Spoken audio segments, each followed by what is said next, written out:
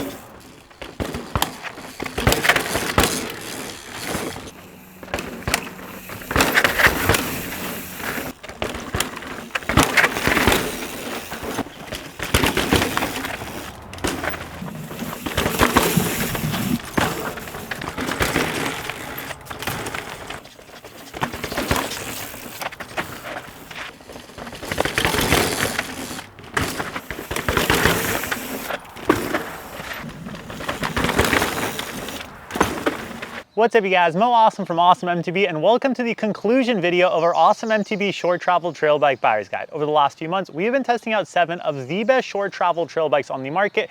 Now these were 120 to 130 millimeter travel bikes, and even though each one of these bikes had a unique personality, the goal of the series was to make sure that you guys had all of the information needed to make an informed decision on the purchase of your next bike. Now like I said, this is the conclusion video of this series, so in this video we're going to be going over who each of these bikes is for, what I thought was the best climber, what I thought was the best descender, best corner, best bang for buck value wise, what components did I like, what components did I never want to see on a trail bike again, and also what I thought was the best short travel trail bike in this test. As I mentioned in the intro, I absolutely love the short travel trail bike market. I just feel like they're the perfect one bike quivers where they climb really well. They're still very capable on the descents, and if you're just looking for one bike that's going to climb super awesomely but still be able to tackle challenging trails, these short travel trail bikes truly are amazing. Now you guys might be asking yourself, why is there a Rocky Mountain element in the background of your video? Yes, I was as surprised as you guys. This thing showed up for a test, and this is actually going to be our announcement of our next buyer's guide. We're going to be doing an XC 2.0. The Rocky Mountain element is going to be in it,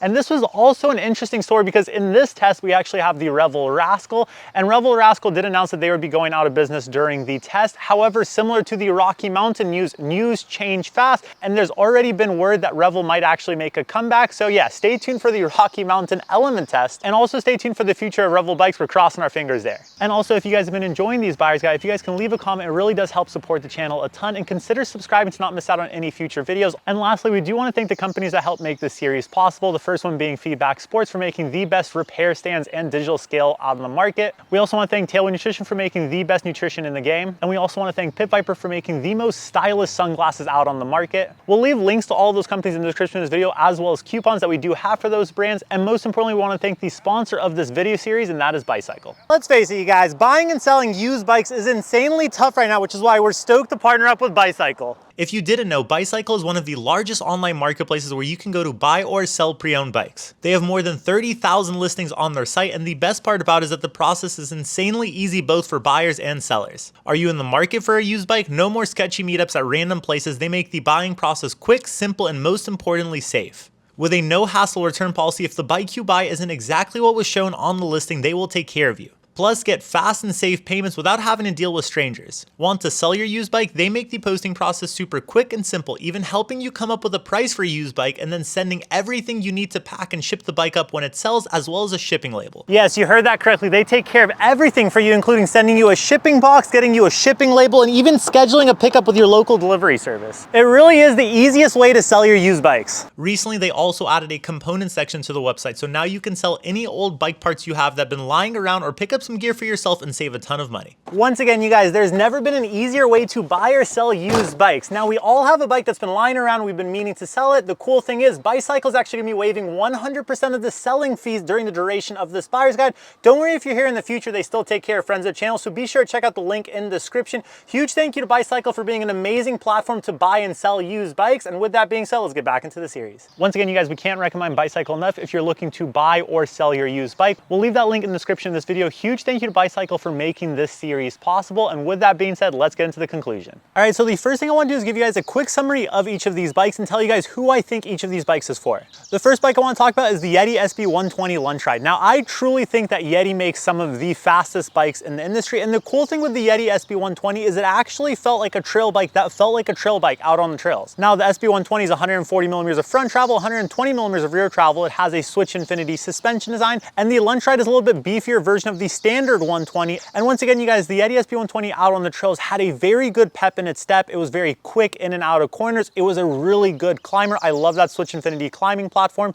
The Geo was a little bit on the conservative side, but I actually think some riders might appreciate that, especially if you've been looking at the trend of bikes going slacker and slacker. Not everyone wants that. And at the end of the day, I feel like the SB120, once again, is a trail bike that feels like a trail bike out on the trails. Who is this bike for? I feel like if you're that rider that wants that trail bike that's going to be quick, fast, very playful, and also efficient, you're going to appreciate the Yeti. I also think that Switch Infinity feels really awesome. I've said it before, I actually feel like Yeti bikes are the Porsches of the mountain bike world. They have that high-end feel out there, and I love what they're doing with Switch Infinity. Now, the next bike we're going to talk about is the Transition Smuggler. I absolutely love my time on the Transition Smuggler. Definitely felt like one of the more capable bikes out on the trails. The Smuggler itself has 140 millimeters of travel up front with 130 millimeters of travel in the rear. It has Transition's own giddy-up suspension. And once again, you guys, out on the trails, the bike was very capable. Definitely that slacker head angle with a little bit longer chainstays gives you that stableness you would want in the tech. And time again, I was blown away at just how capable Transition was able to make the Smuggler. I really did enjoy how confident the Smuggler was out on the trails. I also like that suspension line. The more time I spend on giddy up, the more I appreciate how silent it feels out on the trails and how well it tracks over tech. Now, who is the Smuggler for? I would say if you still want a very good pedaling short travel trail bike, but you want the capableness when the going gets rough, the Transition Smuggler is going to be an amazing option for you. It does really well in and out of corners,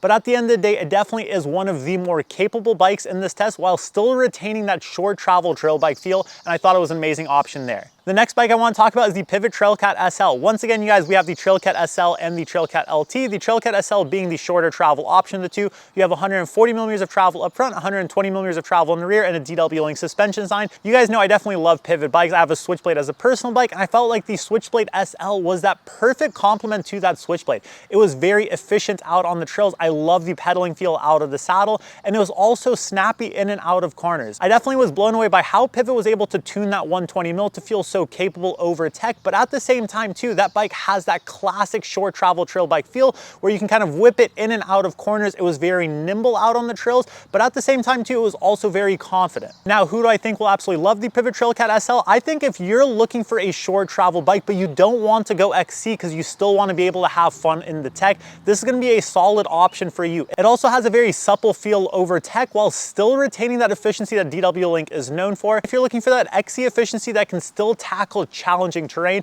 this is going to be a solid option for you. Once again, one of the more nimble bikes out of the test. Following up is the Trailcat LT. Once again, this is going to be the long travel version of the Trailcat. Now, similar to my Switchblade, I absolutely loved my time on that Trailcat just because it felt so capable out there. Once again, you guys, it still retained some of the nimbleness elements of the Trailcat. It felt very snappy in and out of corners. I was able to whip that rear end around, once again, pivot some of the shorter chainstays on the market. And I really did love how that Trailcat LT felt on the trails, similar to my Switchblade. And I kept going back to that Switchblade in my comparison videos. I love my personal Switchblade. However, the Trailcat LT, like I said, has a similar feel out on the trails, and it feels like it's just a little bit more capable than the SL. Once again, a little bit more travel, both front and rear, a little bit more of an aggressive Geo, and I definitely appreciate that in the chunk. you still retain a lot of that pedaling efficiency. It was clear though that the 120mm Trailcat SL was a little bit more efficient than the LT. So who is the Trailcat LT for? I would say if you've been in the market for a Switchblade and you want internal frame storage, man, it's kind of neck and neck there. I actually feel like the Switchblade and the LT feel very good. I personally don't feel like I need internal frame storage, and I also like that the Switchblade has a little bit more travel over the Trailcat LT. However, if you've been eyeing both those bikes and you want a little bit more of a modern version of the Switchblade, you might want to look at that Trailcat LT. And if you're looking for a very capable short travel trail bike that still has that nimble element that pivots are known for, the Pivot Trailcat LT is a solid option there. Now, the next bike we're going to talk about is that Ibis Ripley V5. I actually thought that the Ibis Ripley V5 was probably one of the most capable bikes that Ibis has released. It's clear with the new Geo, the longer reaches, you definitely get a lot of high-speed stability out of that bike, and that slacker head angle, once again, 64.9 degrees. It's pretty hard to argue that this is not the most capable Ripley they have created. I also love that DWing suspension design on there. It has that classic Ibis pop in and out of corners. Now, with that being said, I will also say I do feel like Ibis has strayed away from that classic Ibis Ripley feel out on the trails. I think a lot of people, when they think Ripley, they think this bike that you can take out there and just kind of whip around in and out of corners, have that short travel borderline XC style feel. It's clear that the new Ibis Ripley V5 is intended to be much more capable than the previous Ripley. But with that being said, like I said, I definitely thought that the Ripley was more pedaling efficient than the Ritmo, and I also thought it had a somewhat unique feel out on the trails. I know both the Ripley and the Ritmo share similar frames. However, for whatever reason, I just felt like the Ripley had a little bit more of a kind of traction style feel to the frame, where that rear end just had a little bit more flex and give than the Ritmo. But if you still want a little bit more of a trail style feel, I definitely think that Ripley is a strong bike to consider. I definitely appreciated putting that DVO Diamond 36 and that Topaz on there. I feel like whatever route you go, whether you go DVO, Fox, RockShox, or whatever you put on there, the Ripley definitely needs a little bit more of a capable fork than that stock Fox 34. We'll talk about that in the component section. However, I just feel like that Fox 34 has become outdated. And yeah, I very much appreciate the Diamond 36 on there. I thought it complemented that slack head angle very well. And at the end of the day, that Ripley, like I said, most capable Ripley they have released. I really appreciate that in the chunk. So who is the Ripley for? I would say if you're looking for the most capable 130mm travel bike, it's very hard to argue with the Geo numbers as well as how that bike performed out on the trails. It's a big bike, it's a very fast bike, and it's a very capable bike. And I would say it's definitely probably one of the more capable bikes out of this test. The next bike we're gonna talk about is that Mandreker Rays. I did love my time on that Rays. It felt like one of the few bikes in this test that blended the XC world with the Enduro world. It really did feel like XC efficiency did meet Enduro capableness out on the trails. And I was blown away at just how efficient the Mandreker Rays felt both in and out of the saddles. I love that zero suspension feel climbing wise, and it really did feel like it had the heart of an XC bike. However, when we started going downhill, it was still very capable. I love Mandreker's forward geometry philosophy. It felt like you were really on top of that front wheel, and it felt like the bike itself had a very aggressive element to it while still retaining that playful nature you want from a short travel bike. I also appreciated that longer reach combined with a little bit of a shorter chainstay on there. It kind of gave you the best of both worlds. You got stability from the front end of the bike, you got that nimbleness from the rear end of the bike, and once again, you guys, XC efficiency meets the capableness of an Enduro bike, and I feel like that's what you get with the Mandreker Rays. So who's the Mandreker Rays for? I would say if you're that rider that's looking for the most pedaling efficiency from your short travel trail bike and you still want it to be capable, this feels like an XC bike on the uphills. It feels like an Enduro bike on the downhills. Obviously, it's not the most capable out of this test downhill, but I will say it did feel like one of the most efficient uphill. I really do like that combo there. I'm willing to sacrifice a little bit on the downhills for that XC efficiency. So if you are looking for XC efficiency to be able to ride on more Enduro style trails, this is gonna be a strong bike to consider. The last bike is the Revel Rascal. Now, I have no idea where Revel sits as a company right now. They did release a post that kind of hinted towards maybe they're gonna find a solution there. Things can change, so definitely check their website where there are some insane deals on the Revel Rascal. The Rascal itself was a very fun bike out on the trails. I love that CBF suspension platform, 140mm of travel up front with 130mm of travel in the rear. But at the end of the day, out on the trails, especially when trails started to get chunky, it felt like it had much more than that. It was a very capable feel, and I feel like a lot of that's gonna be a tribute to that CBF profile. However, the cool thing with CBF suspension design, it kind of sits a little bit higher in its travel when you're pedaling, so you kind of get a very efficient feel uphill. However, when you start hitting the chunk, that's when the suspension definitely opens up. So huge shout out to that CBF suspension. I really do feel like that was a strong selling point on Revel bikes. I also appreciate a little bit of a shorter reach. I think a lot of riders right as we see it in the comment section, not everyone wants those reaches to go as long as I think I would prefer them to go. So yeah, a little bit of a shorter reach on this kept the front end easier to handle, and you still got a very stable feel from the bike. Like I said, a lot of that stability is coming from that suspension design, and I really did appreciate the Geo on this being a little bit different than some other bikes in this test. So who is the Revel Rascal for? I would say if you're looking for a very capable 130 millimeter travel bike, but you still want a little bit more maneuverability, you don't want to go too extreme on the Geo, you don't want your bike to be the longest bike out of the trailhead, I would say the Revel Rascal is going to be a solid option for you. It's very nimble, it's very easy to handle, but at the same time too, that suspension design, I would actually say maybe even one of the better suspension design tests. We'll talk about that in the suspension portion, but overall, love my time on the CBF equipped Revel Rascal. The next thing we're going to talk about is what was my favorite suspension design in this test. We had Switch Infinity, we had CBF, we had two different iterations of DW Link. We had Pivot's version and Ibis's version. We also had Giddy Up and we had Zero suspension. I would say between all of those, I still think my favorite suspension design is going to be DW Link. I definitely love how supple it feels in that initial stroke, and I also like that pop it has, but at the same time too, through the tech, it feels very controlled. I'm a big Dave Weigel fanboy, and yeah, I definitely love that DW Link. I do really appreciate Switch Infinity. The more time I spend on that platform, I absolutely love how they're able to tune that thing to feel like it goes faster when it hits chunk, and it truly felt like the most sophisticated out of these suspension platforms, and so huge shout out to Yeti for that. The Zero suspension also feels amazing out there. Like I said, it has a floating feel over the tech, and it's very efficient in and out of the saddle. With Transitions Giddy Up, I love the traction of that profile, and I also feel like that was the most composed out of this, especially on bigger hits. I just feel like that Giddy Up suspension platform does so well over tech. It might not be the most pedaling efficient. However, I would actually say that might be a benefit on tech style climbs. It definitely felt like the best tech climber out of the test. I will say CBF does compete with DW Link for me. I really do like that CBF suspension platform. I feel like it does amazing, especially at higher speeds. It felt very controlled. With that being said, like I said, with Revel's issues right now, it's tough to put that as the winner. You do still have Canefield bikes, which still has a CBF suspension platform, but that is something to note there. All right, the next thing we're going to talk about is components and what I loved and didn't love in this test. So the first thing we're going to talk about is suspension. For suspension, the forks that I felt were the best in the test are the RockShox Lyric, the DVO Diamond 36, and the Fox 36. I actually feel like going with more enduro style forks on these short travel bikes is an amazing way to get the efficiency of these shorter travel bikes, but a little bit more capableness out on the trails. And I do think that Geo has gotten to a point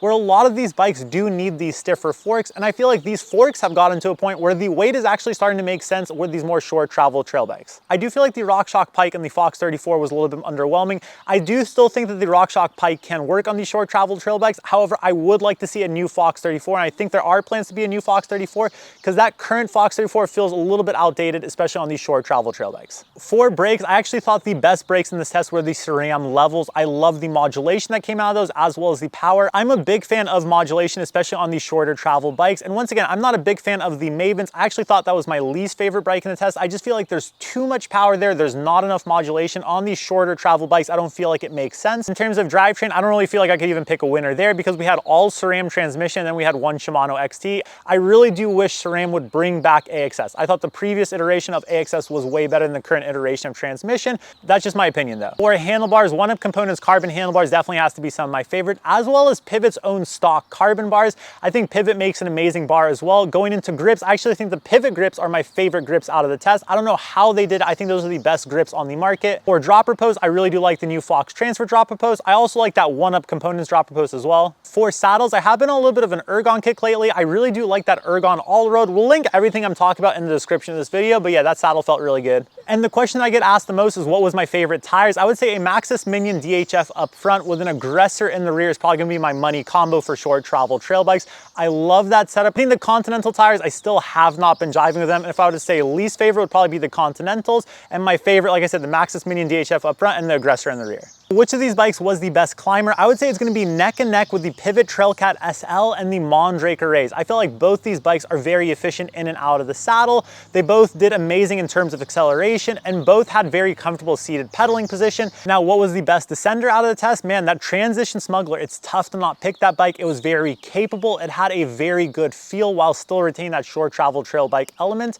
And it also had a very composed suspension platform. I think that Giddy Up suspension design is amazing, especially in big chunk, and I really did feel like it was probably the most capable out of the test, and yeah, probably one of the better descenders. I also think that Yeti SB120 was a very fast bike. It's truly impressive how fast Yeti is able to make those bikes, and that 120 lunch ride was no different, and I was definitely blown away at how the bike with the more conservative geo numbers still felt so fast on the downhills, had a very trail bike feel as well, and you're able to play around with it while still being very fast. I also think that the Ripley was very capable. I do think that it has lost a little bit of that short travel trail bike feel. Like I said, it is the most capable Ripley Ibis has made, and I would actually say probably one of the most capable bikes Ibis have made. I love those long reach numbers, and it felt very capable on the descents. However, if I was to compare it to that Smuggler, that giddy up suspension is just so composed. And yeah, in terms of descending, I definitely think Transition Smuggler was the best descender. So, moment of truth, what was the best short travel trail bike of 2025? And you know, before I do this, I do want to say I don't like picking winners. I actually think each one of these bikes has a unique personality, and I feel like my job is just to break down each of these bikes, give you guys that information